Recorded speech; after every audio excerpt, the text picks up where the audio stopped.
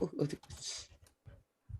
이제 나는 부채가 없는 경영자란 소리를 하긴 틀렸다. 한 은행에서 2천만 달러까지 쓸 수 있게 해준 사실을 알고 다른 금융기관에서 같은 금액의 더 나은 이자율을 제시했다. 이 중 일부를 가지고 처음으로 투자를 진행했다.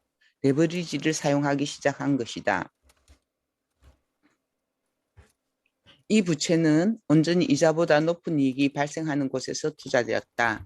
은행은 우산이 필요한 사람에게서는 우산을 걷어가 버리고 우산이 필요 없다는 사람에겐 우산을 2개씩 가져다 놓는 곳이다. 우산 장사로 나선 것이다. 은행과 동업을 은행과 동업을 시작했다고 보면 된다.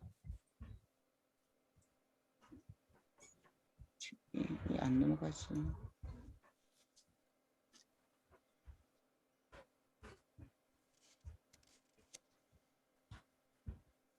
죄송합니다. 이거 제가 넘기면서 잘못 넘어갔어요. 다른 사람 바로 하시면 될 것 같아요. 세상의 권위에 항상 의심을 품어라. 나는 전문가들을 믿지 않는다. 변호사나 의사, 회계사 혹은 투자 전문가, 은행의 뱅커 같은 전문가들의 의견이나 제안에 언제든 의심을 버리지 않는다. 고위 정치인, 유명 작가, 대기업 경영인, 연예인이 하는 말에 무게를 더 두지도 않는다. 그들이 가는 식당이라고 굳이 찾아가 본 적도 없다. 이곳에서 어떤 영화를 찍었다고 자랑한다고 그 동네가 더 아름다워 보이지도 않는다. 나는 생각보다 거만한 사람이다. 유명인이 좋아하는 음식이 내 입맛과 맞는지도 모르겠고 그가 묵었던 호텔방에 내가 묵었다고 해서 내 품격이 더 올라가는 것도 아니다.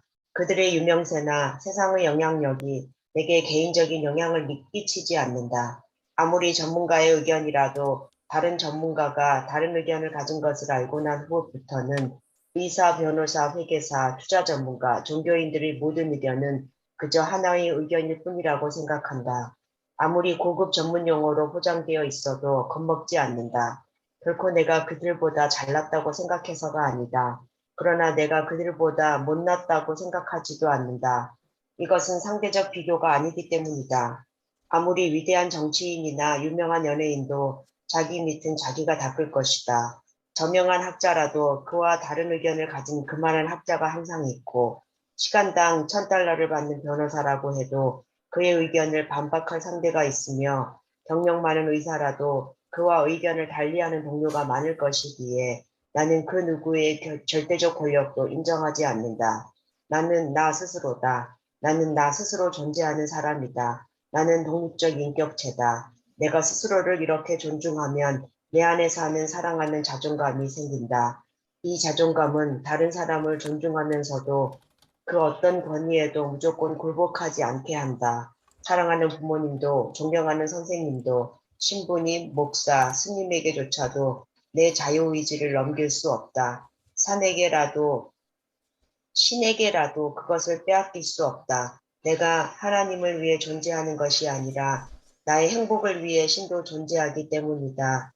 당연히 투자에 있어 은행 직원, 증권사 직원, 투자 전문가, 선배 혹은 세계 최고 펀드 책임자, 은행장, 정부 고위관리, 그 누구의 의견도 당신을 대신해 의사결정을 할 수는 없다. 스스로 판단하고 공부하고 결정해야 한다. 투자 문제에 있어 사고 팔 때와 전망과 상품을 묻는 것은 하수들의 행동이고 대답을 하는 사람도 하수다. 고수는 물어도 대답을 하지 않는다. 오직 모른다가 정답인데 오직 하수들이 모른다고 말하는 것이 부끄러워 말을 함부로 할 뿐이다.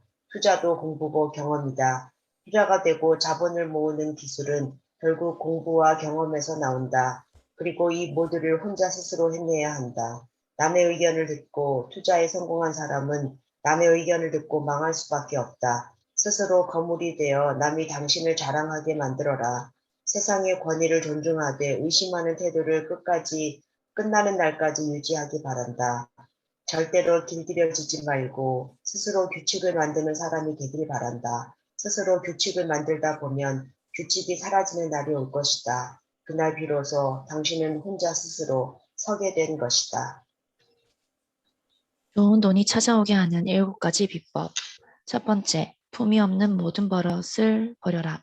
욕을 하고 투덜거리는 것, 경박한 자세로 앉아있는 것, 남을 비웃는 것, 지저분한 차림, 약속이 늦거나 변경하는 일 등의 이런 모든 행동은 품위 없는 짓이다.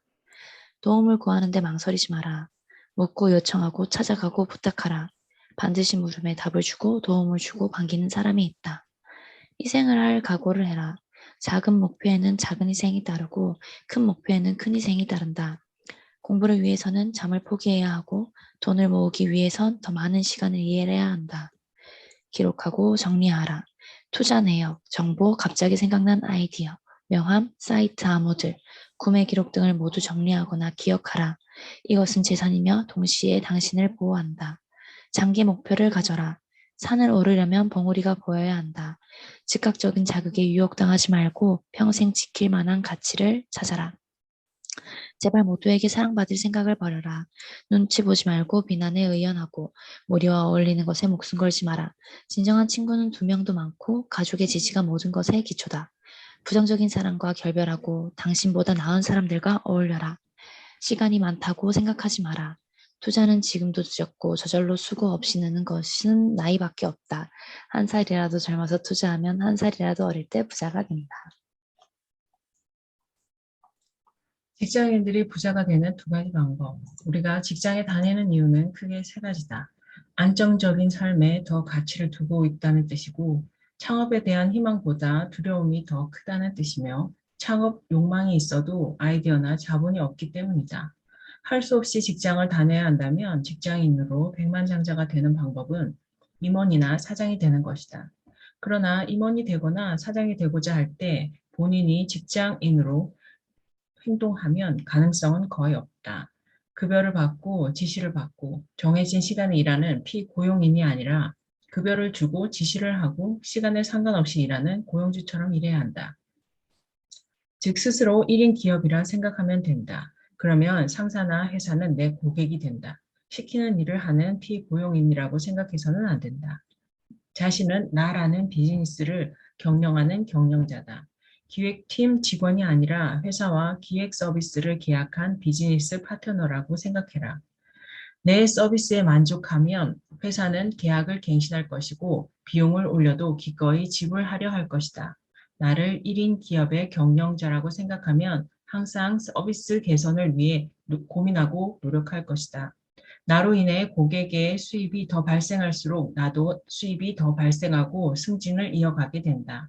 사용자 입장에서 보면 한 명의 직원으로 인해 회사 수입이 증가하면 일반 사원의 급여 체계를 지불하고 싶어도 하지 못한다. 퇴사하면 걱정이 되고 그가 창업할까봐 염려되니 결국 동업자 역할을 줄 수밖에 없다. 동업을 할 수 없으면 승진을 시켜서라도 급여나 이익을 나눠줘야 한다. 회사 입장에서 보면 직원은 3종류다. 급여만큼 일을 못하는 사람, 급여 정도는 일하는 사람, 급여보다 훨씬 더 많은 이익을 만드는 사람이다. 급여만큼도 일을 못하는 사람은 해고하려 할 것이고 급여 정도 일하는 사람은 자리를 지키나 승진이 어렵고 급여보다 많은 돈을 버는 사람은 승진을 시키고 파트너로 받아들인다. 급여보다 많이 버는 사람은 내 기준으로 급여의 최소 3배의 이익을 만드는 사람이다. 그러면 급여와 회사 이익과 잉여금으로 적당하기 때문이다. 직장 내에서 현실적인 금액으로 3배의 이익을 내지 못하는데도 승진을 하고 급여가 올라가는 사람들이 있다. 한 사람은 능력이 뛰어나지만 충성도가 없고 다른 한 사람은 충성도가 높지만 능력이 모자란다면 사장은 누구를 승진시킬까? 네, 감사합니다.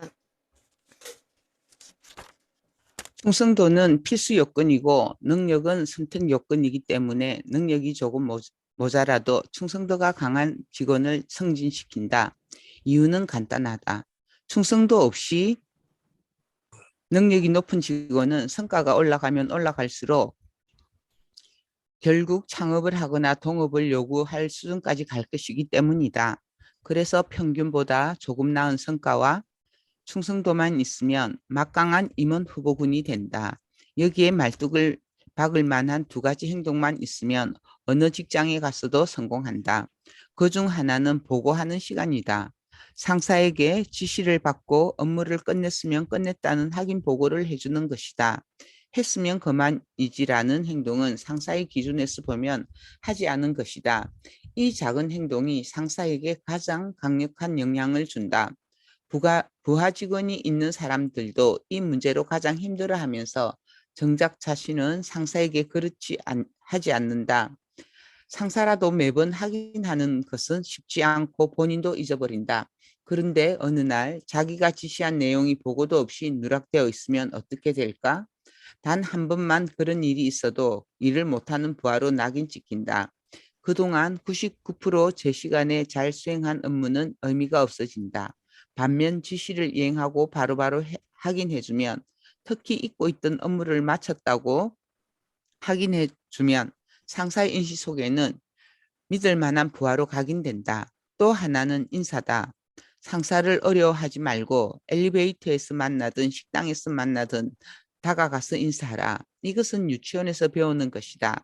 인사를 정중히 한다는 것은 두 인간 사이에 관계가 생긴다는 뜻이다. 관계와 인연이 생겨야 일이 이루어집니다. 영화에 push on a string이라는 문장이 있다. 내가 줄에 달린 장난감 자동차를 잡아당기려 끌려오지만 반대로 줄을 민다면 장난감 자동차가 밀리지는 않는다. 장난감 자동차는 당길 때만 반응한다. 상사들은 부하들이 자신을 당길 때만 반응하게 되어 있다. 인사가 바로 당기는 줄이다. 상사는 함부로 부하를 끌지 않는다. 충성도가 있는지 없는지 아직 모르기 때문이다. 결국 직장에서의 성공 원리는 아주 간단하다. 자기 일처럼 성실하게 일하고 보고를 바로 하고 인사를 잘하면 된다. 특별히 작은 기업에서는 이 정도만 해도 바로 몇 년 안에 임원이 될 가능성이 있다.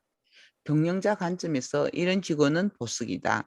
마음이 저절로 가고 뭐라도 해주고 싶은 마음이 절로 들며 드디어 내가 후계자를 찾았나 싶을 정도로 아낌을 주게 마련이다. 그만큼 생각보다 이런 태도를 가진 직원이 없기 때문이다. 네, 감사합니다. 되고 사장이 되면 일반 직장인의 10 내지 20배 이상의 급여 소득을 받고 회사에 따라서는 특별수당과 스톡옵션 또는 경영 참여를 통한 지분 매입도 가능해진다. 직장인으로 부자가 되는 다른 방법은 투자다. 급여의 20% 이상을 계속 모아서 종잣돈을 만들고 투자를 지속하는 것이다.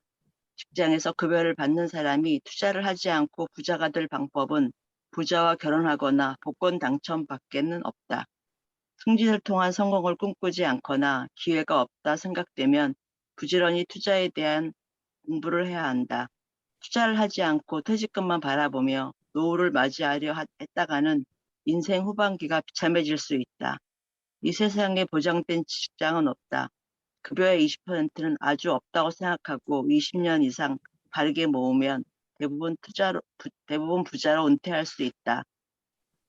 단 투자도 치열한 공부 끝에 성공이 온다. 직업이 두 개라 생각하고 끊임없이 경제를 공부하고 관찰해야 한다. 투자를 저축으로 이해하면 안 된다. 저축은 더 이상 투자가 아니다. 적금도 아니다. 보험도 아니다. 물가 상승률 이상, 평균 주가지수 이상을 벌어내는 기술을 따로 습득해야 한다. 이 기술이 없을 것 같으면 인사하고 보고 잘하고 당신의 상사를 존중하길 바란다.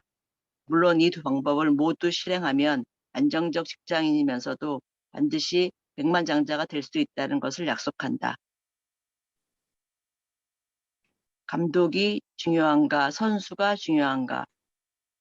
축구 경기 승패에 감독의 역할이 더 중요한지, 선수 역할이 더 중요한지에 대한 논란이 있다. 그러나 팀 경기라는 특성으로 봤을 때 감독의 중요성에 대해서는 의문의 여지가 없다. 팀원은 똑같은데 감독이 바뀐 후 뛰어난 성취를 이룬 경우는 2002년 한일 월드컵이나 최근 베트남 박항서 감독의 활약을 통해서도 증명됐다. 좋은 선수가 기량을 내려면 전략과 전술을 자유자재로 구사해낼 감독이 필요하고 팀 내부의 역할을 조정해 선수의 능력이 발휘될 수 있도록 해야 한다. 그리고 이건 감독의 역량에 달렸다. 어느 선수가 언제 경기에 투입되고 언제 빠져야 하며 어떤 포지션에서 상대편에 누구와 싸워야 할지를 결정하는데 감독의 능력이 필요하다. 이렇듯 감독의 판단에 따라 팀의 역량이 달라진다. 자산의 자산, 투자도 팀 경기다. 한국의 투자는 자산 배분보다는 투자 포지션에만 관심을 갖는 경향이 높다. 어디에 투자할 것인가에 대한 공부와 정보는 많은 반면 어떻게 자산 배분을 할지에 대한 관심도는 떨어진다. 마치 축구팀을 만들었는데 감독이 없어 선수들이 모두 공격수를 하고 있고 골키퍼도 공격에 가담하느냐 하느라 골문을 비워놓는 경우와 비슷하다. 심지어 주전 선수나 후보 선수 모두 운동장으로 뛰어나가기도 한다. 원래 자산은 소유한 한 사람의 이름으로 되어 있어도 각기 다른 돈이다. 같은 팀이지만 선수들이 여럿 있는 것과 같다. 돈이 모이는 과정도 다르고 돈 안에 텃세도 있다. 그래서 어떤 돈은 원금이라 부른다. 외국에서 온 용병인 달러와 외환화도 있다. 각기 계약 기간도 다르다. 어떤 돈은 1년 안에 나갈 돈이 있다. 결혼 자금으로 들어갈 예정이기 때문이다. 어떤 돈은 들어와서 다른 돈들을 꼬셔대기도 한다.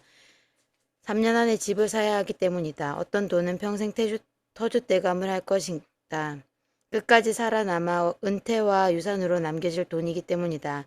이처럼 돈은 각기 사용과 목적과 기간이 있다. 때문에 자산 배분을 통해 어디에 어떻게 어떤 방식으로 투자해야 좋은지를 투자 전에 먼저 정해야 한다. 이 과정에 대해 고민하지 않는 것은 감독 없이 경기에 나가는 축구팀과 같다. 누구와 어떤 경기를 해도 팀플레이어 한두 명의 개인기를 보다 끝나게 된다. 아무리 위대한 선수가 있어도 혼자 수비하고 패스도 하면서 경기를 이끌 수는 없다. 당연히 경기에 질게 뻔하다. 결국 자산 배분이란 현재 자금을 그 목표나 리스크 용인도와 투자 기간에 따라 배분한 후 투자 방향을 정하는 일이다.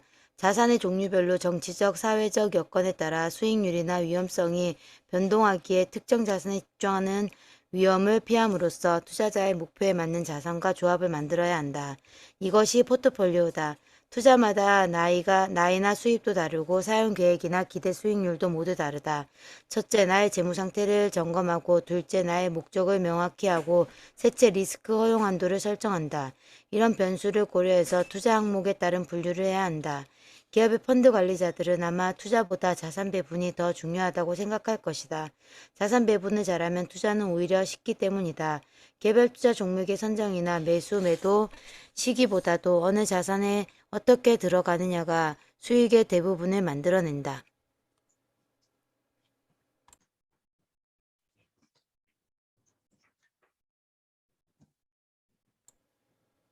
은희쌤 읽어주시면 되세요.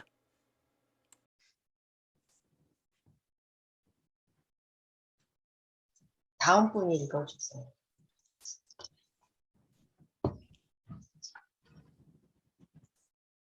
하지만 현실 투자 세계에서는 선수만 보이고 맞나요? 네. 보이고 네, 감독이 맞아요. 눈에 띄지 않아 자산 배분 가치의 중요성을 잊고 항상 어느 종목에 투자해야 하는지만 찾는 실수를 하게 된다. 아무리 투자의 천재라도 매번 예측에 성공하고 매도 매수를 잘할 수는 없다. 분배야말로 자산을 유지시켜주는 근원이다. 자신의 포트폴리오를 구성할 때 처음 해야 할 일은 본인의 투자 자금 종류를 정확히 확인하고 이해하는 것이다. 만약 당신이 감독이라면 우리 팀 선수가 누구인지부터 아는 것과 같다. 선수마다 실력도 다르고 장단점이 다르다.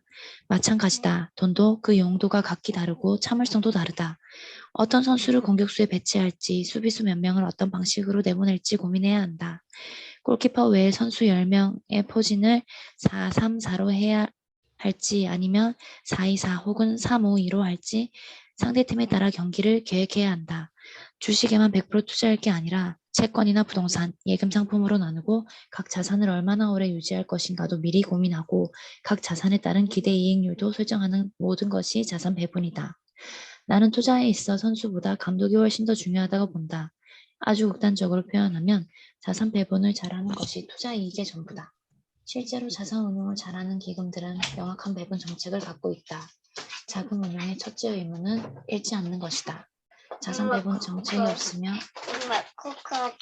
코코하자. 죄송합니다. 다음 분 읽어주세요. 언젠가 모두 잃을 수 있다. 그동안 아무리 많이 벌어도 한 번에 잃을 수 있다. 당신이 투자 상품에 갖는 관심의 9배를 자산 배분에 쏟기 바란다. 은희쌤 읽어주세요. 은행에서 흥정을 한다고요? 소고기로 드릴까요? 닭고기로 드릴까요? 기내에서 승무원에게 이런 질문을 받았다고 옵션이 2개만 있는 건 아니다. 둘 다요 라고도 할 수 있다. 유명 식당에서 예약 손님 아니면 받지 않는다고 하면 막판에 취소하는 손님이 있을 경우를 위해 대기자 명단에 넣어달라고 부탁하라. 은행에서 정기적인 이자율이 1.9%라고 인쇄된 용지 안에 동그라미를 그리며 알려주면 2.08% 달라고 요구하라. 무엇이든 제한된 선택권을 제시한다면 그것이 최종 선택권이 아닌 경우가 대부분이다. 때에 따라서는 선택을 하지 않는 것도 선택이 된다. 항공사는 닭고기와 소고기의 선호도 비율에 따라 식사를 준비하지만 한쪽이 남는 경우도 많다. 남으면 나중에 가져다 줄 것이다. 유명 식당 역시 마지막에 예약을 취소하거나 부득이하게 도착하지 못하는 고객이 일정 비율로 발생할 것이다. 하지만 식당의 품격을 올리기 위해 예약 정책을 고수하고 있는 것이다. 그러니 예약 없이 들어오는 손님에게 자리가 남아있다는 안내를 공개적으로 할 수 없는 것이다. 정중한 말투와 단정한 복장을 갖추고 대기 좌석을 부탁하면 대부분 자리가 나올 것이다. 이자율 1.9%는 그 은행이 팔고 싶은 가격이다. 하지만 옆 은행이 똑같은 자유적립식 적금에 2.07%를 주는 것을 알고 있으면 2.08%를 달라고 요청할 만하다. 고객을 잃고 싶지 않은 매니저의 재량에 따라 은행 내부에 그런 예외 규정을 가지고 있다. 외화 환전 수수료도 기본 우대율과 상관없이 내가 원하는 우대율을 제시할 수 있다. 환전 우대율은 은행마다 다르기 때문이다. 우대 환율 90%에 만족하지 말고 원하는 우대율을 제시해보자. 환전 수수료 비율이 은행에 따라 1.5%에서 1.9%까지 차이가 나므로 거기서 90% 우대를 한다 해도 차이가 날 수 있다. 미화 $10,000로 1.5% 수수료의 90% 우대 환율과 1.9% 수수료의 70% 우대 환율의 수수료 차액은 54,000원이나 된다. 억지를 쓰라는 말이 아니다. 선택을 요구받거나 선택을 해야 되는 상황이 오면 답안지 안에서만 선택할 수 있다고 생각하지 말라는 의미다.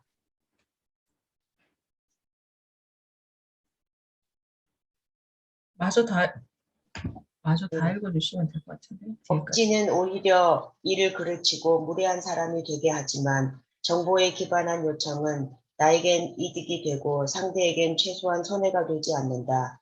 기내에서 남은 도시락은 어차피 도착하자마자 폐기해야 하며 식당은 버려질 수 있는 식재료로 품위를 잃지 않고 추가 수입을 얻을 수 있고 은행은 고객을 하나라도 더 얻을 수 있다. 세상의 모든 것은 흥정할 수 있다는 걸 잊지 말기 바란다.